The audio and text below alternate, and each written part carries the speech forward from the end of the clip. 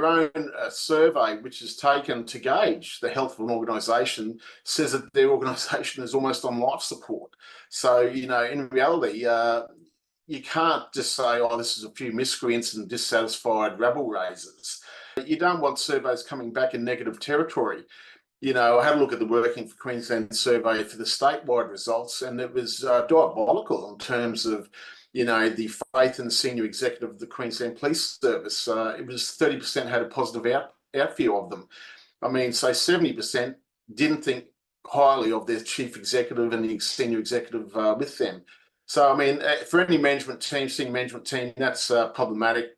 The fact you've got the high burnout rates, you've got statewide, I think it was almost 50% or excess of 50% indicated they wanted to leave their position in the next 2 years. You can't expect the police, when there's a 20-year crime rate high in Queensland and you've got less police on the road, not to be feeling burnt out. More police are there, less police are there, more crimes happening. In reality, I mean, you've got to be upfront and honest about this if you're a senior manager, because the data's the data.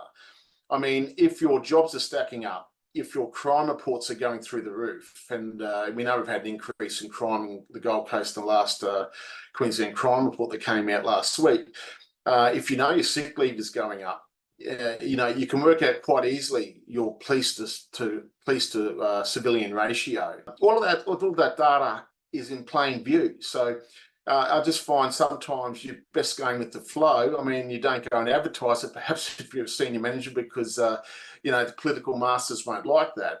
But certainly you just can't deny the undeniable. I mean, all of those data sets, clearly it would be problematic for police on the road. And their own survey shows that. Those things that we talked about, the crime rate, the jobs calls for service, the exposure to criticism that we just had a chat about, are all things that would affect police. I speak to police all the time down the road, I'm having a coffee, and they kind of just shake their heads and go, and they don't know what they're doing tomorrow, because constantly management are changing the goalposts, the structure is changing, who they report to, etc.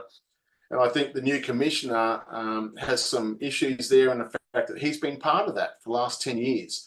He may be a new commissioner, but he's been a deputy commissioner for 10 years. So he's had substantial input into, I think, the organisation's failings. And he has to have, as a senior manager in the executive leadership team.